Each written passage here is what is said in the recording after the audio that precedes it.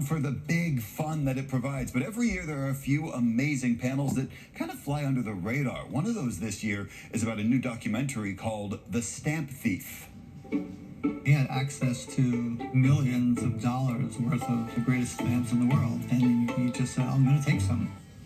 And the movie's about a Nazi commander who stole stamps from Jews as they were sent to Auschwitz, and then the search to find those stolen stamps. It all focuses also on the lengths that the filmmakers had to go to recover them. And it takes a few pretty funny turns because of all that. I spoke with the director and the producer about the movie. They say this is not just a part of history worth preserving, but also worth presenting to a new audience. Holocaust history, knowledge of the Holocaust is diminishing, and I think that one of the ways that people are trying to teach history is by rescuing artifacts and creating some sort of physical connection. Why did you think it was so important to find this collection? And then, as you said, even if you could just return it to one person? I think it's because the Holocaust is such a horrific moment in our history, and you kind of wish you could go back and make it not happen. And I said, well, I can't do that, but what I can do is maybe have a tiny bit of justice. Now, if all this sounds a little heavy for Comic-Con, this is nothing new. Sandy Scheller, the woman behind the Remember Us, the Holocaust exhibit here in San Diego, has hosted a Holocaust-related panel at Comic-Con every year since 2018. And because comics have a long history with World War II and superheroes punching Nazis to propaganda being used throughout the war, Scheller tells me this year's panel about these stamps and the stories behind them brings that history to life. We're talking about the smallest, teeniest, tiny. Think about something like that goes all the way around the world in a stamp and what that means. And the whole time you're looking at the movie, you go, I didn't know that. I didn't know. Did this really happen? And that is the joy of this movie. The panel is at noon, and if you want to see the Stamp Thief movie, you don't need a badge. There's a free screening tonight downtown. You just have to register ahead of time. We're going to put a link to that on 10news.com. This is Art from the Holocaust. I present to you Dan Sturman. Hello. And I present to you Gilbert. What a pleasure it is to see you. Out of curiosity, how many of you, this is our 8th time that we're doing Art from the Holocaust. Who came to the first one when my mom was a survivor here? Hey, Marsha's in the back. Marsha, stand up for me, please. Okay, this is Marshall Wallner. For those of you who came to Comic-Con last year and the year before, Marsha was one of the presenters. You got bumped this year because I'm able to do the stamp thieves. Yeah, but yeah, it's good to see you.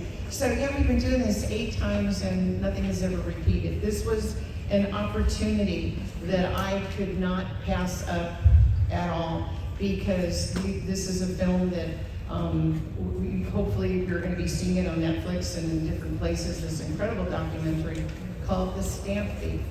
And for somebody who is trying to build a Holocaust museum here in San Diego, I'm hoping one day when you come to Comic-Con that they'll come over to our Holocaust museum, that you can see what's going on.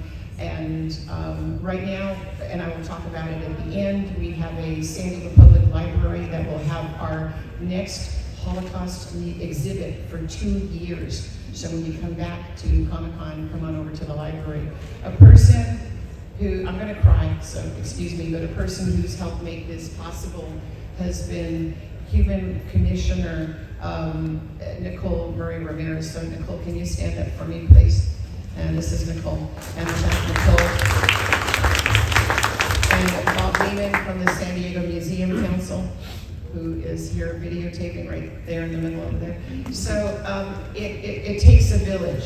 And I've got some wonderful people in the village. And what I'd like to do now is to get started. As we talk about stamps, you've got 2 things to talk about. Commemorative stamps that happen after 1945. And then you think about the stamps that were used in the camps and how they were used along the way. So let's go back a little bit in history. As we look at this eagle stamp, the imperial eagle stamp, okay? This dates back to the Holy Roman Empire, symbolizing imperial power and authority. Hitler liked that. Hitler liked that feeling to create a stamp that's going to be used along the way. And one of the rare stamps that you're going to see is a Mussolini Hitler stamp.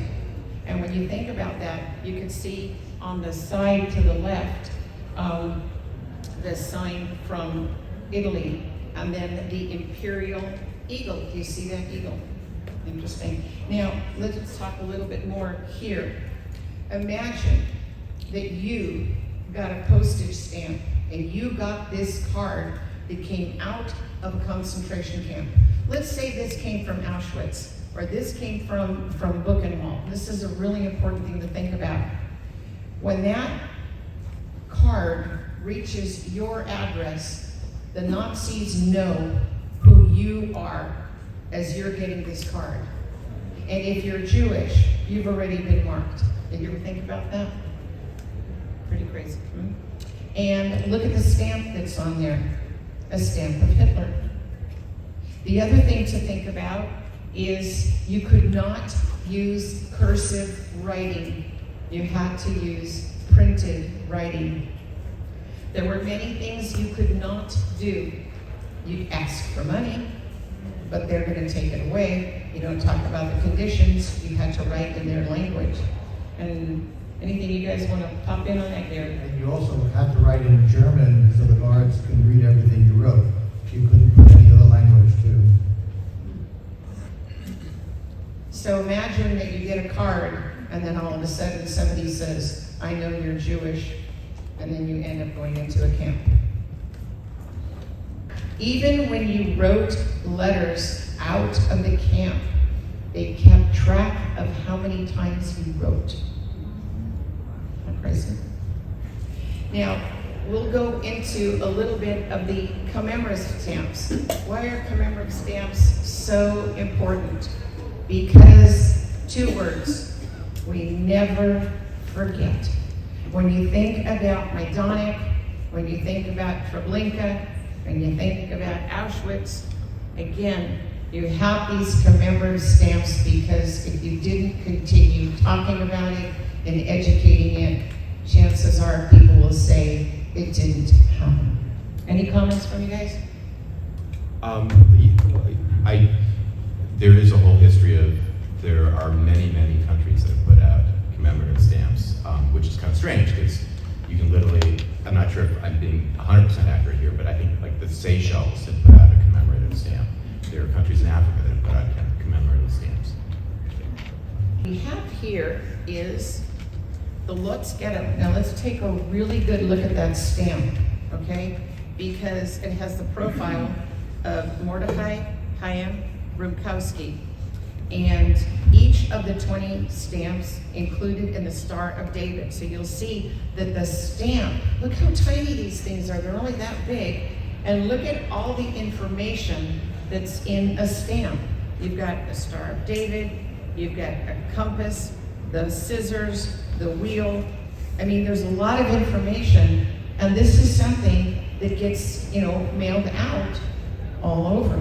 Well, and actually so the ghettos were an intermediate stage before concentration camps. Early on in the war, the Nazis were obsessed with separating out the Jews, and before they had fully organized a system of concentration camps, they basically created ghettos, which are walled-off communities where only Jews can live. And they took sections of cities and crammed people in there so that an apartment would literally have 28 people living in it. And for some of these ghettos, there was one in Warsaw, there was one in Łódź, a number of major cities in Poland. But they literally had communities with their own law enforcement and postal service. And so, yeah, these stamps are an example of an internal postal service within the ghetto. Interesting, huh?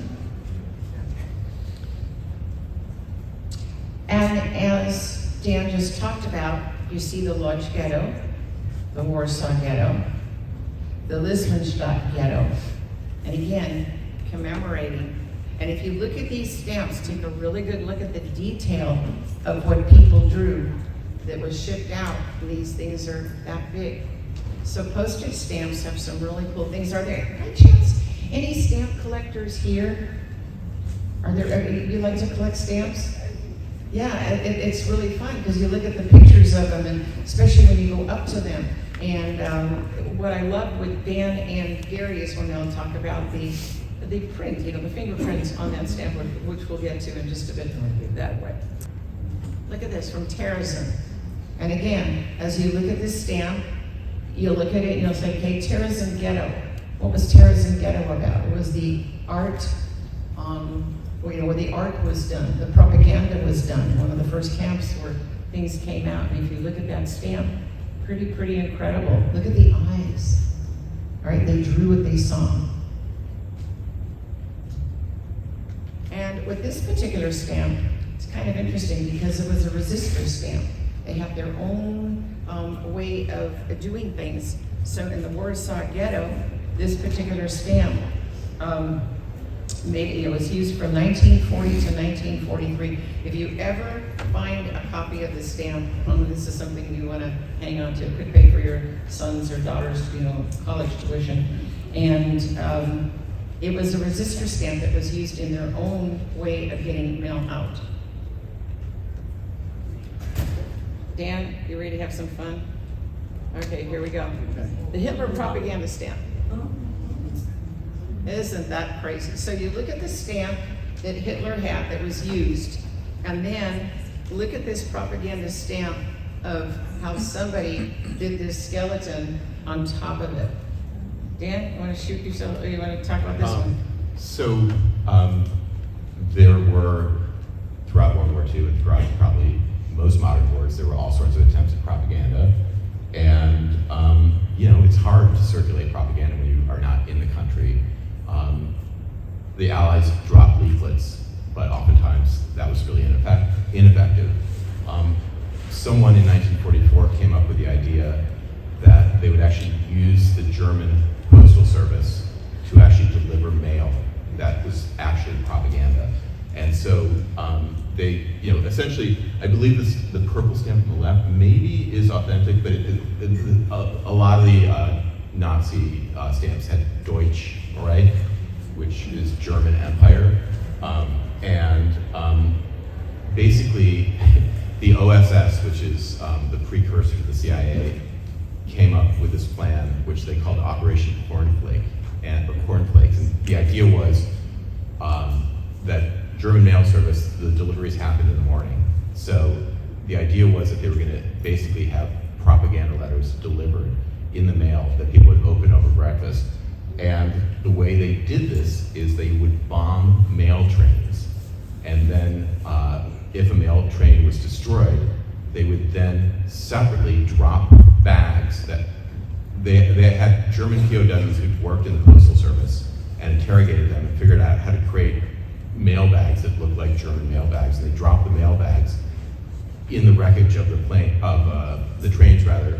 And inside those bags were thousands of propaganda letters. And the exterior had fake stamps, so they would make these Deutsche Reich stamps. And the interior had propaganda materials, and it included was the skull stamp, which says, and this is absolutely perfect German accent, so Feuchtreich, which actually, I guess, translates to failed empire. So instead of German empire, it says failed empire. So that's the story. Supposedly they sent out about 100,000 of these. Also, any German person caught with propaganda was subject to being immediately killed. So supposedly most people who got this didn't even look at it. The minute they saw that it was propaganda, they quickly destroyed it because they didn't want to get killed. So you're probably wondering, well, do you have any of these stamps? Yes, I do. How did I acquire them? So as you get the word out there that you're trying to create a Holocaust museum, different medias, different people will call up and they'll say, I think I have something you want. I always love when I get that sentence. And one of the things was when a gentleman called me and he said, I'm over 70 years old, 70-some odd years old. I have Crohn's disease and I'm in a wheelchair. I've been stamp collecting my whole entire life. I think I have something you want. And he gave me this huge stamp collection, 55 pieces of memorabilia. Now the big thing is, that's great that I'm having this stuff, but the bottom line is, what do we do with it? So now that we've hired an executive director, Moises, Fleischman over here, what we are trying to do is to get a permanent Holocaust museum in San Diego. A few years back, with the help of Nicole Marie Ramirez, our commissioner, he made it a point with the other commissioners to do everything they can for San Diego to have its first Holocaust museum, because we collect this memorabilia. This memorabilia, even a postage stamp, which we're talking about today, is just as important as the 8 Nazi flags that have been donated to us. Now, I just saw the look on your face and you're going, Nazi flags? That's because when liberators would liberate, they would go after people, the people the Nazis, and they would take what they felt like taking. The swords, the Mausers, the guns, and they would go home to their girlfriends and their wives and say, look, we won, look at what this stuff that we have. And then all of a sudden the kids call up and they say, what are we supposed to do with it? So by having a repository, by having a place for people to see this is what's so important to us. Okay. And yes. You've not heard the story. I'm ready for a new one. Okay, so I read an article, came out 3 or 4 months ago, about how, I guess one of the many theories about Hitler and his pathology was that he was secretly part Jewish. And there was an article that came out that said we definitively determined that Hitler was not Jewish because we were able to test his DNA. Okay, so how did they test his DNA? Well, it turns out that when Allied troops went into the bunker where Hitler supposedly shot himself in the head, one of the American GIs who went in saw a sofa that was covered in blood, and he cut out of the sofa some bloody cloth as a souvenir and brought it home. And so now you say, well, he cut out a swatch of bloody fabric. How did they know it was Hitler's? So they were able to test the DNA in the blood, and separately, they do know people who are descended from Hitler's family, and they were able to cross-reference the DNA and determine that yes, in fact, this was the blood of Adolf Hitler, who's not still alive and in Argentina, and that he had no Jewish genes. I didn't know that. There you go. I'm telling you, I learn something new all the time. All right, ready for another postage stamp? You know, it's really funny because I showed the slides and then I don't have to say anything, and I just love the reaction of my audience when, whoa, yeah, look at that. Look how rare that is. Even in 2017, a tribute to victims of the Holocaust. Again, first deportation of Slovakian Jews to concentration camps, 75 years later, anniversary. It's so important that we don't forget, and I just thank, I really thank Comic-Con. I thank you for what you do, that you support our panel, that this is something we can continue talking about. It's really important. For those of you who've been to this panel before, you've seen this stamp. I want you to take a look at the first one over to the left. Butterflies, flowers, and now look at the second one. These are stamps that were created of artwork of children that were in terrorism. Look at the difference.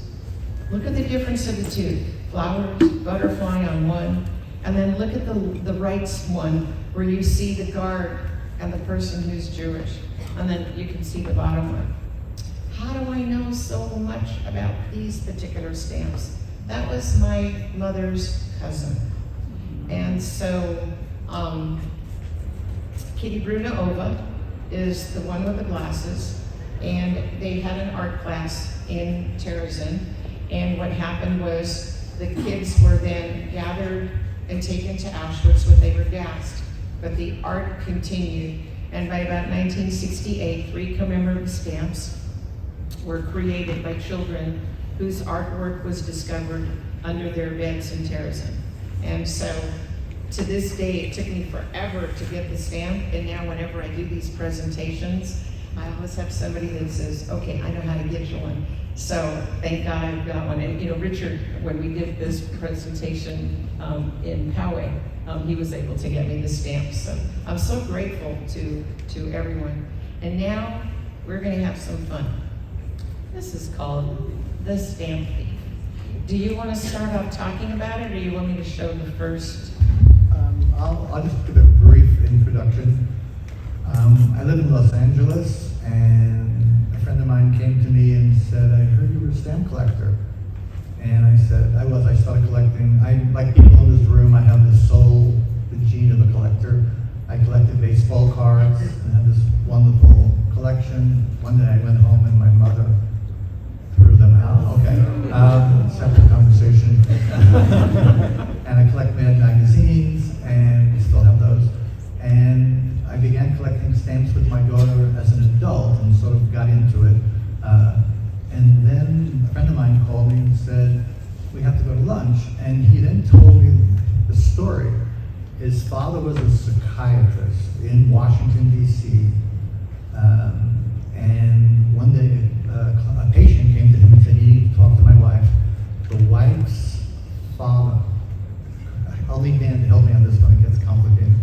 The wife's father was a Nazi officer, and on his deathbed, she told me, he confessed that he had access to stamps from Jews who were on the way to Auschwitz, and he, like other Nazis, was supposed to be loyal to Hitler, and Hitler at the end of the war wanted to have the best paintings and furniture and sculpture and stamps as well.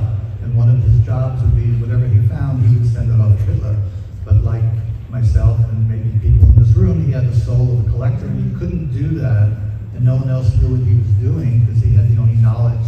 So he would send Hitler the second best of the stamps, and he created what seems to be one of the world's greatest stamp collections because he just couldn't give up these perfect stamps. In 1945, the Soviets entered the war sooner than anyone expected. He took the stamp collection and buried it in the basement of his building in what was then Germany, which is now Poland, with intent of coming back. Germany came in second in the war, they lost, and he couldn't get back to this area. And when I heard the story, there was a chance that one of the world's greatest stamp collections, stolen from Jews on their way to be killed at concentration camps, might be buried 3 feet underground in a building in Poland. So I hear this story and say, well, I can do nothing, or maybe I should go look and see if it's still there. So that was the beginning of the story. And then the second half of the story is that when I went and found that the building does exist, I also found out that according to the Polish government, if anything is there, they own it. There's a lot, no matter what you would do, if it was owned by a German officer, it became Polish. If it didn't identify the owner, it became Polish. If it was after 20 years, it became, so basically anything in that ground would be Polish. So if I were to pick it up and try to take it out, I could then go to jail. And I had 4 children at home and a wife who did not want me to go to jail. So I held off for a long time, and then I met Dan, director, and I said, what do you do? And he said, I'm a documentary filmmaker. And I said, what are you working on? He said, nothing, you got a good story? And I said, actually, I do have a pretty good story. And I told him that story, and Dan said, this is my next movie. And together, with help from a lot of other people, we created a film, which will be shown tonight. Yeah, we'll talk about that. We'll talk about that soon. And anyway, so But we're that going to point- show you parts of it now. We're going to show you So some. at that point, Dan is a filmmaker who can introduce himself now. with real credits. I've never worked in documentary before. I used to write and produce TV shows, and I had no experience in documentary filmmaking. I just wanted to go and try to find these stamps. Dan wanted to make a film, and together we created this thing. Ready? So I want you to keep your eye on something, because what made me love this film so much is a word called simplicity. Do you see the graphic? So when he's talking, it's like, this is the wife, this is the Nazi, this is the fireman, and a lot of people spend money in filmmaking for their graphics and their logos. But this is what I really loved about this, because you're going to be following a journey, and this to me was the way to do it. So without further ado, let's see if we can do this. My father, Dr. Paul S. Weisberg, was a psychiatrist. Sometime in the early 70s, my father had a patient who was a fireman, and at the end of the treatment, the fireman said to him, "I want to tell you a story about my wife's family." So apparently, the wife was the daughter of a Nazi. The Nazi worked in a concentration camp, examining the items that were being taken off the Jews who were being sent to their deaths. Did David say what concentration camp he worked at? He might have said Auschwitz. I remember him saying he was a stamp collector, and that was all. He was evaluating material on behalf of his Nazi overlords. Someone's going through the diamonds, someone's going through gold, someone's going through jewelry. His job was to go through the stamps and make sure the best got sent off to Berlin. So he had access to greatest stamp collections in the world, and he just said, "I'm going to take some." I mean, stamps are a pretty easy thing to steal, right? If he slid a bunch, into the sleeve of his coat or whatever. Every day he took the stamps and stuck them in the brim of his hat. It's why the Jews were traveling with him in the first place. They were easy to conceal. I don't see how he could resist, because there's a gene, a collecting gene, that I have a little of that he clearly has. So I understood exactly what he was going through. The interesting thing is that he's going to risk his life to steal from Hitler. And come the end of the war, he had a good stash. So the war is coming to a close, and nobody wants to fall into the hands of the Russians. And the story goes that he and his wife and 2 daughters went down to the basement where they lived, they dug up the floor, they put the loot down, and they covered their tracks, and they hit the road with the expectation that things would very soon, in months or a year, return to normal, and they could come back to this house and dig up the goodies. Unfortunately, a lot of borders shifted around at the end of the Second World War, and what was formerly Germany became Poland. And so the place where they buried their trove of very valuable stamps, it was behind the Iron Curtain. The Russians came and never left. And so even in the 1970s, it was impossible to go to the place where the treasure was buried. So what the fireman knew was that his wife's father had buried a treasure in current-day Poland that was supposedly worth a vast amount of money, and if only someone smart could figure out a way to get in there and dig it up, everybody would be rich. It doesn't happen that often that someone gives you the chance to do something of value in your life.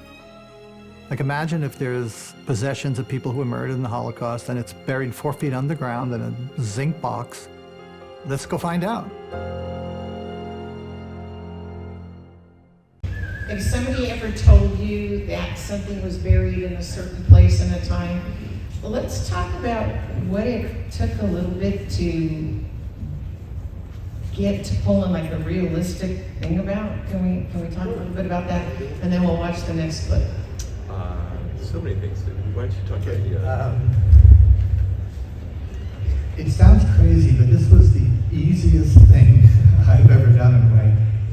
I went on my own. Actually, the first half was different. Once I heard the story, I had to decide whether or not this building existed.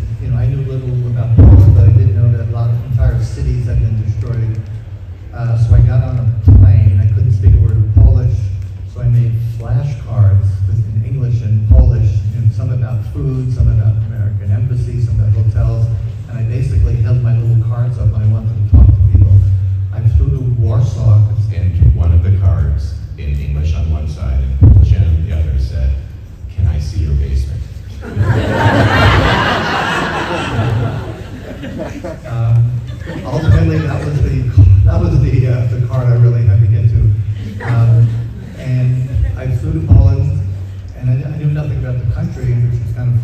didn't do really good research. I just wanted to see if the town was still there. And I ended up taking a train from Warsaw to this town, Legnica. I made reservations. I didn't realize you need a reservation for a seat as well. And I didn't realize there were trains for local, so I stood on a train for 13 hours from Warsaw to this little town. I got there and I found out that this building did exist. That was the easy part. The building did exist, and I went home and said, okay, the building's still there. Now what? And then when I realized that the Polish government thought they owned it, I knew it was going to be a serious thing. So then cut to years later when I met Dan, and I said, we want to make this, I want to go back and look at Dan, so I want to make a film. And every person I spoke with, of all my friends, said, I'm coming with you. Every single person, they said, I'll take 2 weeks off work, I'll do this, I'll lie to my wife, I'll do what I need to do. Because everyone realized it's not that often you get to go on a treasure hunt for real, looking for Nazi treasure with a good intentions. So at that point, we ended up with 18 people, 18 of our friends who came with us. And because we didn't mention it yet, but the question was, if there's something buried in the basement in a building in Poland, how do you get it out? And I knew I couldn't knock on the door and say, hi, can I come into your building, look for something that could be worth millions of dollars, but I can't keep it and you can't keep it, and your government thinks they own it, so you're willing to lie for me, an American Jew from Los Angeles, in a country unfortunately known for anti-Semitism. I knew there was high risk involved of me actually doing that. And I said, how are we going to do this? And I said, well, I'll have to write a fake movie that my grandparents lived in that town and they met in the basement of the building, and we're going to shoot a scene in the basement of the building. So we wrote a fake film, which means now we need a costumer, and now we need actors, and now we need other people. So I got 17 friends and family to come with me, us, and we ended up writing a fake movie and shooting scenes from a fake film like Argo. And I won't tell you how it ends, but tonight at 7 o'clock you can come watch the movie. Let's see the second clip that we have here, and then we'll talk about how you can see the movie. In my wildest dreams, we're going to find the stamps and then look at the auction records from Europe at the time and see if we could identify those stamps, because each stamp is individual, like a fingerprint. And just it's like one little stamp representing, 10,000 people who lost their stamps, representing 6 million people who couldn't come with me to look. And I somehow imagined, and I have no idea why, I imagined, and there's a guy in England, and he's 90 years old, and he had a stamp collection, and I just wanted to find that one stamp, knock on the door and say, hey, look, I think I have something of yours. And that's the motivation. When I got home and told my wife the story, my wife looked at me and said, wait a second, you're gonna fly halfway around the world to look for something that even if you found it, you can't keep it. And you're gonna do that because the friends of yours, writing partners, father's psychiatric patient's wife's father, a Nazi, claimed he buried something 75 years ago? And I said, yeah. So this film has so many great things for people that are filmmakers. Again, thinking about the simplicity, staying focused on the subject, and following through the beginning, middle, and end. And again, I was so taken by what I saw as a documentary that for the young people and for people that do film, this is such a perfect example. Comic-Con is over 50 years old. So imagine if you came here when you were like in your 30s and your 40s, and now there are people that are in their 90s, right? I had a friend of mine, Ben Midler, who wanted to come tonight, who's 98 years old, who's a camp survivor, and 6 of them, by the way, including Auschwitz. And we in San Diego, especially working so closely with the San Diego Museum Council and the commissioners in San Diego and the arts commissioners, we want to bring good things to San Diego and the people that visit San Diego. So we are showing the film tonight. This is where you need a pencil and paper to go ahead and take a picture of the QR code at a synagogue.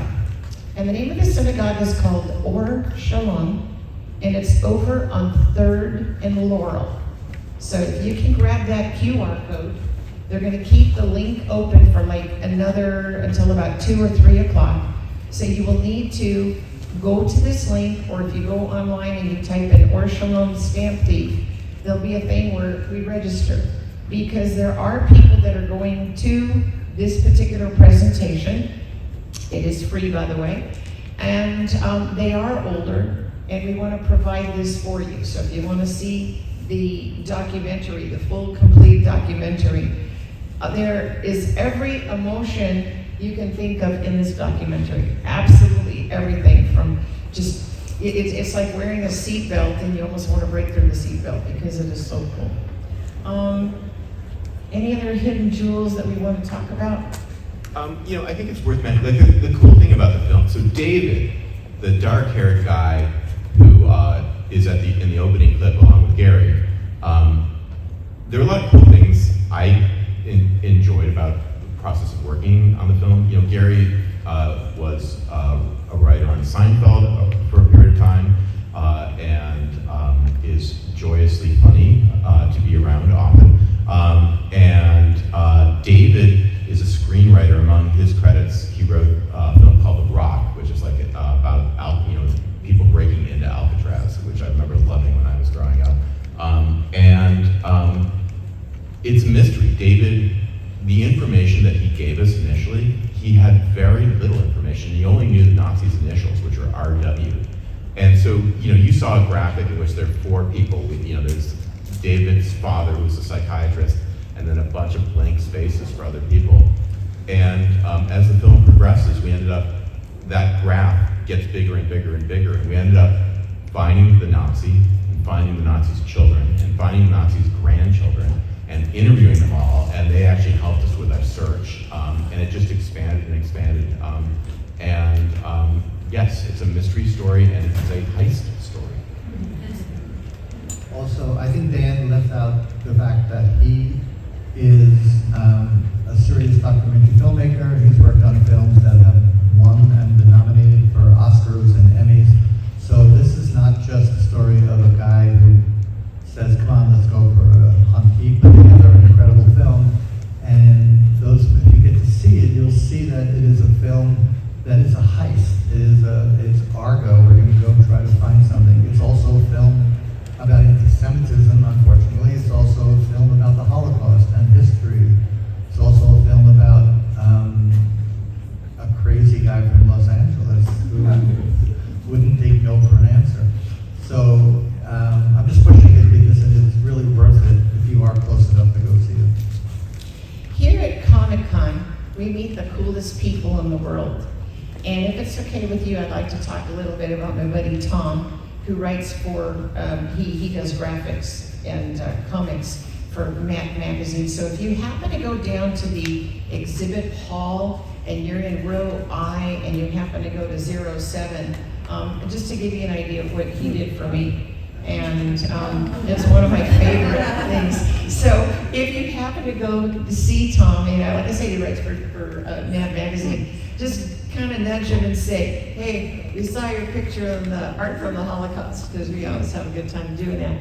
Again, this is a place where you meet wonderful people, you connect, and we hope that we've been able to connect with you.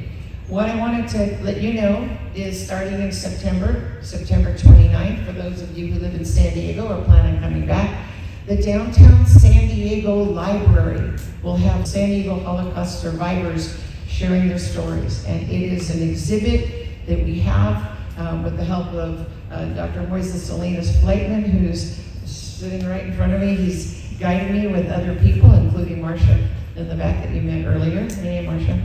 And our goal is to keep the voices of the San Diego Holocaust survivors alive, and as long as we can, and the stories that they have to tell. So please make it a point that if you have family that was in the Holocaust, of course I'd love to hear about the survival story that they have.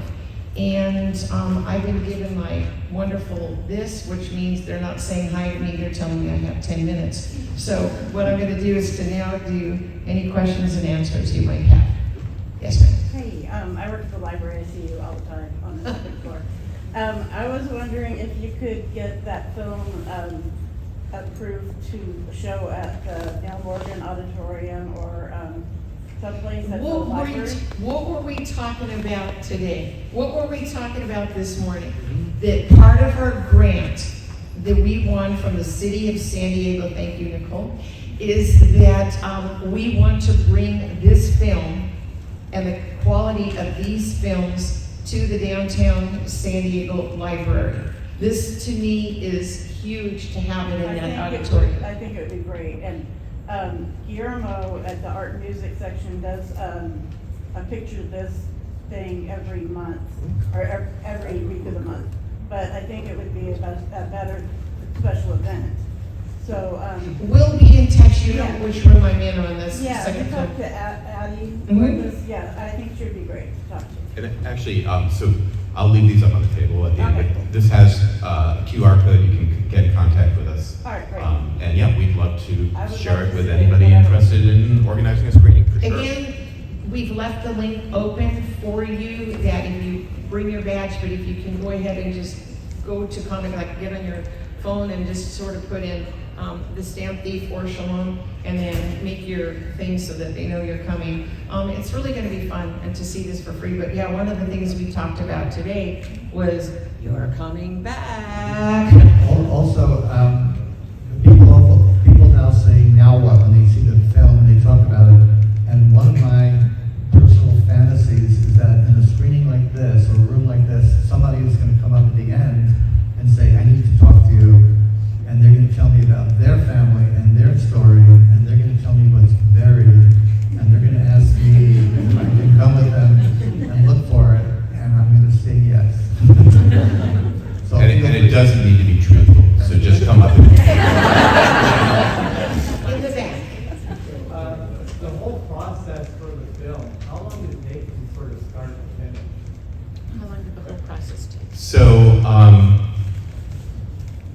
much longer than any other project I've ever done in my life. In fact, probably much longer than all the projects combined that I've done in my life. We started filming in 2015, and the film premiered last year. And you know, COVID got in the way. It's very it may surprise you to learn that doing a fake film shoot in a Polish basement causes legal complications that need to be worked out. So yeah, it took far longer than anything I've ever done. Also, just to make it even worse, well, I first heard the story in 2002, and I went to Poland and looked and found the building and found it was still there then, and then really couldn't do anything about it because of parenting responsibilities. So it wasn't until 2014 and 15 that I talked to Dan and I realized that my kids were now grown and the risk was a different level of risk. But so for me, and for my wife, she'll tell you, it's 25 years. But it's been a 10-year project of actually making a film. What's interesting is that you go there with a metal detector. I mean, I don't want to give up more than I should, but well, can you imagine if you went to Poland? First of all, you can't go to Poland with a metal detector. Let's say they go through your luggage and all of a sudden a metal detector, or like if you're in the forest, I mean, what gives here? That's why the film is really, I mean, there's so many moments in there where you just go, you can't make this up. You know, you cannot make this up. Any other questions? Yes, sir. Yeah, Danny touched upon like legal complications regarding doing a fake shoot. And I was going to ask about that, and I imagine it's probably touched on in the documentary, but what did the legal aftermath actually look like from having done that? And is it something you're still battling? Are you even allowed to talk about that? So, for those of you, he's asking about just more details about the legal issues and what flowed from it. So I'm trying to parse this within the framework of making sure you guys enjoy the film if you were to see it. I would say, yeah, there was a period of time where we were looking at 8 years in a Polish prison. There was, when we initially,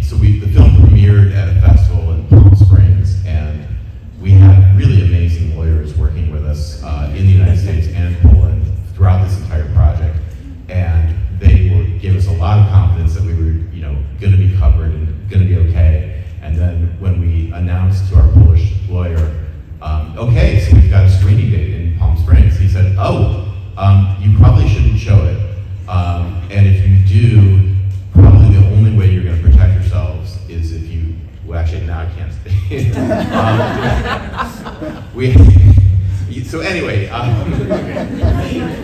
it's complicated, but I think at this point we're able to travel to the EU without fear of being apprehended at an airport, which wasn't the case at certain points. But I am now forbidden by my family and my lawyer friends from returning to Poland ever. And actually, one thing worth mentioning is that I think we took a total of 7 trips to Poland, and every time I would go to Poland, I love pierogies, and I was like, oh my gosh, I'm gonna eat some pierogies over here. And then every time I was getting on the plane to leave, I was like, I don't want to ever see another pierogi. And that persisted every time I'd make the mistake of just gorging on. And now I think at this point I don't need to have another pierogi. So it took that many trips to wean me off the pierogi. That was no. If you learn anything at Comic-Con, that's the thing. Yes, over here, you have a question. I know a little bit about this film. Yes, I worked on it. So Jeff Doe, who Jeff, stand up and say hi, everybody. has been going to Comic-Con for 27 years. Something like that. Yeah, but also is an incredible editor and has cut multiple films that I've done, including this one. Oh, you get a round of applause for that. The thing that I was so amazing about your guys' journey was, you talk about the map expanding, was you kept on meeting these just interesting characters, one after another. I mean, it was truly remarkable, like the cast of characters that show up in this film. Can you guys speak to that a little bit? Jeff was saying it's the finest film that has ever. He was actually talking about just this extraordinary cast of characters, legitimately, that we sort of stumbled into. And unlike like a Ken Burns film where it's sort of like you're telling the story of something that happened in history, we were sort of filming. We had no idea where we were heading on this project, and we just kept encountering crazy thing after crazy thing. And, I mean, I'll just say so RW, this Nazi that we eventually identified, when we eventually figured out who he was, it turns out that his brother is a war criminal, and there's all this footage of him. He was a doctor who euthanized tens of thousands of people.